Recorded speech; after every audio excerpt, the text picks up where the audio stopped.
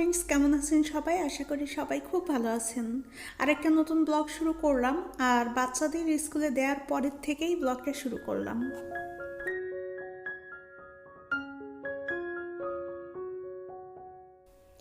এখানে 3 দিন ধরে হিম উৎসব হয়েছিল, তো বাচ্চাদের স্কুল শেষ করে দুপুরের দিকে আর কি আমরা একটু এখানে এসেছি, কারণ রাতের বেলা আসলে প্রচণ্ড ভিড় থাকে। আমি 2 দিন করে এর ভিতরে ঢোকার চেষ্টা করেছি, কিন্তু ঢুকতে পারিনি। এত বেশি মানুষ থাকে যে বাচ্চা নিয়ে আসলে অসম্ভব হয়ে যায়। তো তার জন্য দুপুরবেলা এসেছি, যাতে মানুষ একটু কম থাকে।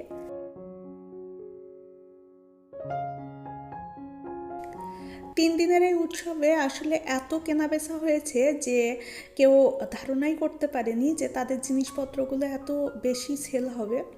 আমি যখন দুপুরে গিয়েছিলাম তখন তো খুবই কম মানুষ ছিল, তো যারা আর কি দোকানে ছিলেন, দোকান দিয়েছিলেন আর কি, তাদের সাথে দাঁড়িয়ে দাঁড়িয়ে গল্প করছিলাম আর শুনছিলাম যে তাদের এখানে কেমন সেল হচ্ছে বা কেমন কি লাভ হচ্ছে না হচ্ছে এইসব আর কি। তো তখন ওনারা খুব খুশি হয়ে বললেন যে আসলে এত সেল হচ্ছে যেটা আমাদের ধারণার বাইরেই ছিল।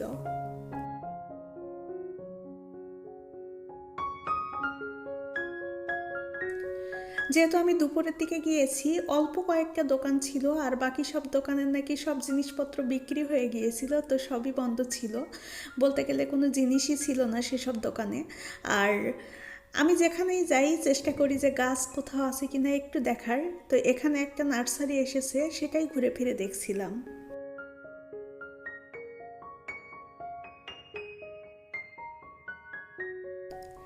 এই মেলায় যেসব আপুরা কিংবা ভাইয়ারা দোকান দিয়েছেন তারা মূলত স্টুডেন্ট, কিংবা অনেক আপুরাই আছেন আবার গৃহিণী। তো এখান থেকে কিছু কিনতে পারাটা অনেকটাই ভালো মনে হয় আমার কাছে, কারণ অনেক কষ্ট করে সংসার সামলে কিংবা পড়ালেখার পাশাপাশি কিছু করতে চাওয়াটা অনেক বড় ব্যাপার। আর তাদেরকে যদি একটু কিছু কিনে সাহায্যও করতে পারি, সেটাও আমার কাছে অনেক ভালো কিছু মনে হয়।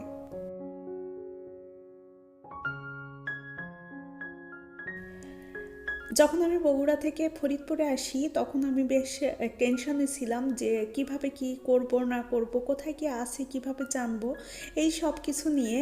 তো প্রাপ্যপ্রাপ্তি স্কুলে যাওয়ার পরে আমার এই সব কিছু একটু সহজ হয়েছে। আমি আরও অনেক মানুষের কাছ থেকে জানতে পারছি যে কোথায় কি আছে বা কখন কি হচ্ছে না হচ্ছে।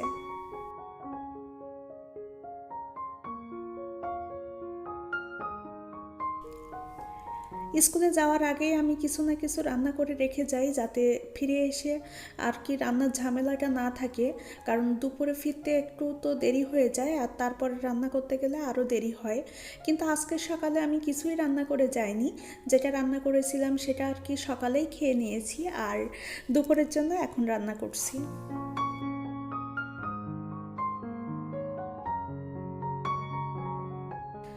স্কুল শেষ করে ফিরতে ফিরতে সাধারণত 12:30 বাজে, কিন্তু আজকে যেহেতু একটু মেলায় গিয়েছিলাম, তো তার জন্য প্রায় 2টা নাগাদ ফিরে এসেছি। আর এখন ঘন্টাখানেকের ভিতরে ঝটপট কিছু রান্না করতে হবে। তো তার জন্য ভাবলাম যে একটু ফ্রাইড রাইস রান্না করি আর একটু সবজি করি, তাহলেই বেশ ভালো হবে।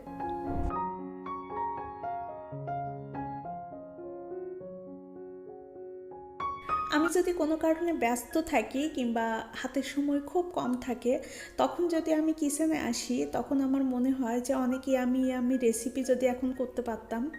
কিন্তু যখন আমি অলস বসে থাকি কিংবা হাতে অনেক সময় থাকে, তখন এরকম কোনো ইচ্ছেই আমার ভিতর কাজ করে না। অ্যাজ ইউজুয়াল রান্নাবান্না করতেই পছন্দ করি। কিন্তু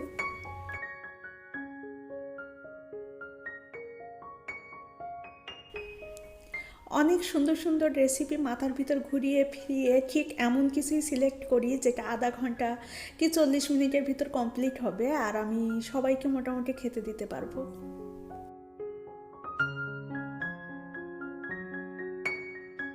আপনাদের সাথে কথা বলতে বলতে আমি বেশ কিছু কাজও করে নিয়েছি। এর ভিতরে একটু গরম পানি দিয়ে দিয়েছি, তার ভিতরে একটু গোটা মশলাগুলোও দিয়ে দিয়েছি।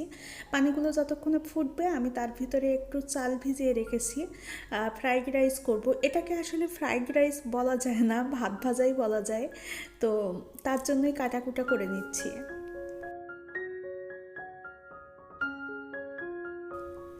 সকালেই আমি কিছু সবজি কেটে রেখে গিয়েছিলাম, আর এখন একটু জাস্ট আদা পেঁয়াজ এগুলোই কেটে নিচ্ছি।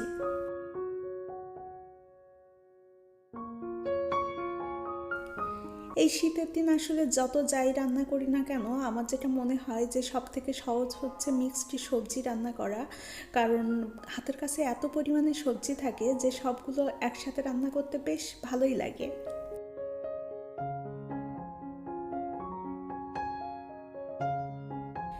সবজি রান্নাটা আমি শুরুই করেছিলাম চাইনিজের মতো করে রান্না করব তার জন্য, কিন্তু যখন আমার রান্নাটা শেষের দিকে একটু কর্নফ্লাওয়ার দেওয়ার দরকার হয়েছিল, ঠিক তখনই হলো বিপদ। আসলে বাসা চেঞ্জ করার পরে বাসায় কি আছে না আছে সেটা আসলে এখনও বুঝিয়ে পারিনি।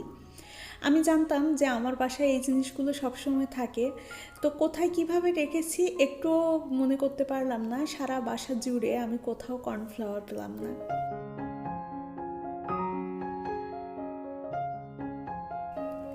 শুধু যে কর্নফ্লাওয়ার সেটা না, সস কিংবা আরও অনেক কিছুই আছে যেগুলো আর কি আমি কোথায় কিভাবে রেখেছি সেটা এখনও জানি না। কারণ এখনও কয়েকটা বক্স আমি এখনও আনপ্যাক করি নাই। তো তার জন্য অনেক কিছুই আছে যেটা হয়তোবা ওখানে আটকে পড়েছে, আবার হয়তোবা যখন আমি কিচেনের জিনিসপত্রগুলো গুছাচ্ছিলাম তখন এগুলো আমি নিয়েই আসিনি।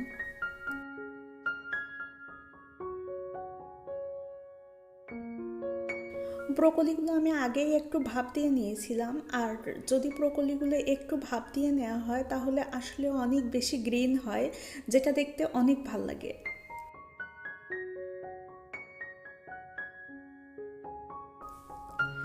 এমনও হচ্ছে অনেক সময় যে যদি বাসায় কোনো কিছু না পাই, আমার মনে হচ্ছে যে বক্সগুলো আমি খুলিনি তার ভিতরেই হয়তো আছে, আর তার জন্য যে নতুন করে কিনবো সেটাও ইচ্ছে করে না।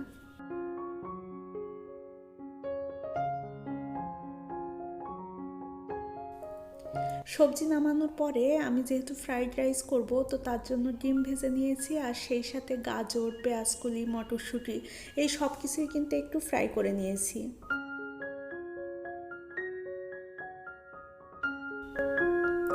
কোনো রান্নায় আসলে পারফেক্ট রেসিপি বলে কিছুই নেই। আমার যেটা মনে হয় যে যে কোনো রান্না নিজের যদি মুখে ধরে তাহলে সেটাই পারফেক্ট রেসিপি।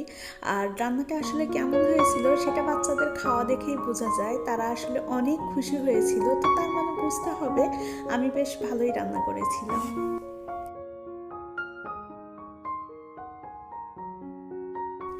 কি দিয়েছি, কি ছিল, কি না ছিল এটা আসলে ব্যাপার না, ব্যাপার হচ্ছে আজকের জন্য এটাই পারফেক্ট রেসিপি ছিল। আমার যে কোনো ছোটো ছোটো কাজ আমি আপনাদের সাথে শেয়ার করতে অনেক পছন্দ করি। এই যে ডায়মন্ড পেন্টিংটা, এটা কমপ্লিট করেছি বেশ আগে, কিন্তু এর যে ডায়মন্ডগুলো ওগুলো একটু উঠে উঠে আসছিল, তো তার জন্য আবার নতুন করে আঠা নিয়ে এসে এর উপরে লাগাচ্ছি।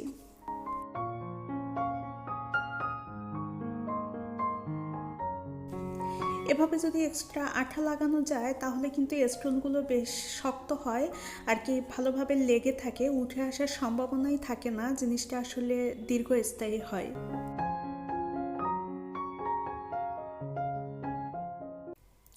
এখনও পর্যন্ত যারা আমার ভিডিওটা দেখছেন, যদি আপনাদের ভিডিওগুলো ভালো লেগে থাকে তাহলে লাইক করে দেবেন। আর এই টাইপ ভিডিওগুলো যদি আপনাদের পছন্দ হয় তাহলে কিন্তু সাবস্ক্রাইব করে অবশ্যই সাথে থাকতে পারেন। আর যারা অলরেডি সাবস্ক্রাইব করেছেন তাদের অনেক ধন্যবাদ।